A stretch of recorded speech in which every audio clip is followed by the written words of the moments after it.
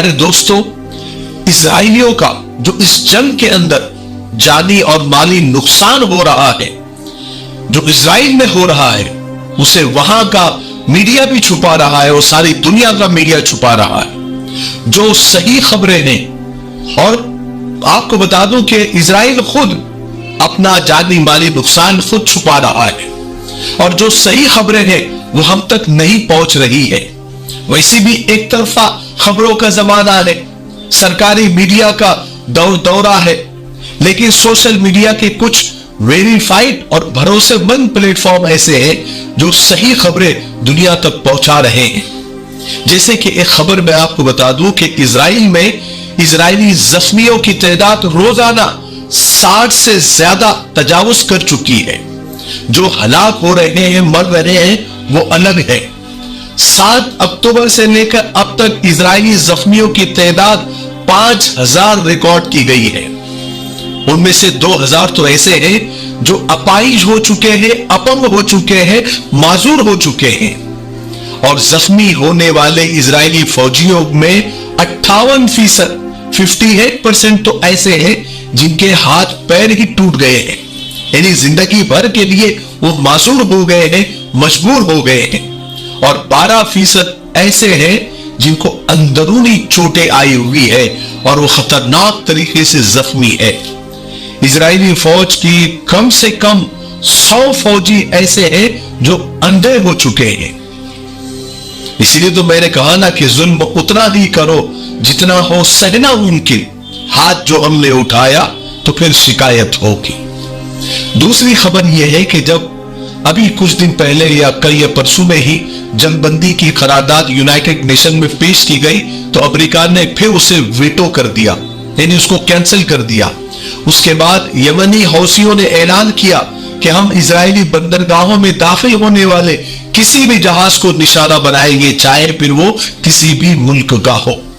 चूंकि अमेरिका ने पहले ही ऐलान कर दिया था कि हम यमनी हौसियों पर हमला नहीं करेंगे, क्योंकि अगर अमेरिका हौसियों पर हमला करता है तो यमनी हौसी सऊदी अरब पर हमला कर देंगे, जिसकी सिक्योरिटी की जिम्मेदारी, यानी सऊदी अरब की सिक्योरिटी की जिम्मेदारी अमेरिका ने ली हुई है, और वो उसके बदले में करोड़ों अरबों डॉलर सऊदी अरब से वसूल करता है।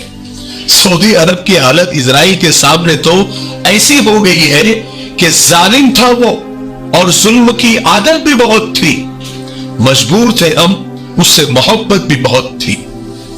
और हौसियों की इसी धमकी की वजह से सऊदी अरब आजकल अलर्ट पर है, अब तैयारी में लग गया है कि अगर हौसी सऊदी पर हमला करते हैं तो उससे कैसे निपटा जाए, उसका वो प्लान कर रहे हैं। आप इस न्यूज को देख सकते हैं। दूसरी जानिब इजराइल भी फलस्तीनियों का काफी जानी माली नुकसान कर चुका है और कर रहा है, उसका तो कोई हिसाब नहीं।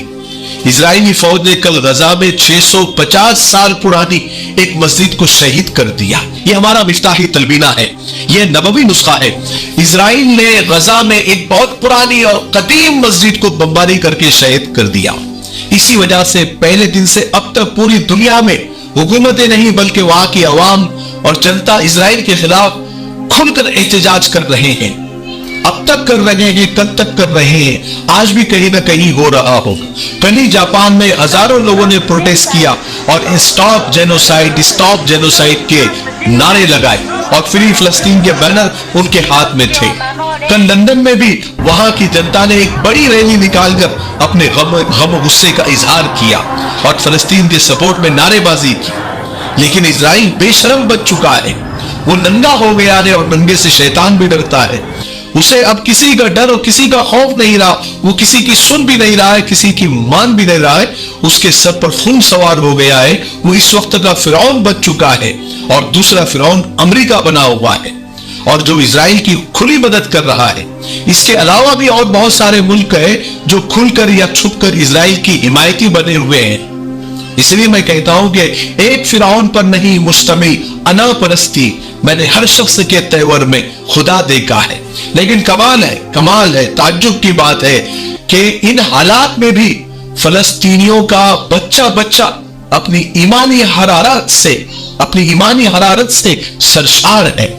इस बच्ची को ही आप देखिए, ये कह रही कि हम फलस्तीन हैं, हम जिंदा रहेंगे तो इज्जत के साथ और मरेंगे भी तो इज्जत के साथ। गोया वो यूं कह रही है कि जो हो फिरौन उनको मैं खुदा कह दूं ये मुश्किल है, जो हो दज्जाल उसको अंबिया कह दूं ये मुश्किल है, मुझे जंजीरें पहना दो या मुझे सूली पर लटका दो, मगर मैं रहजनों को रहनुमा कह दूं ये मुश्किल है।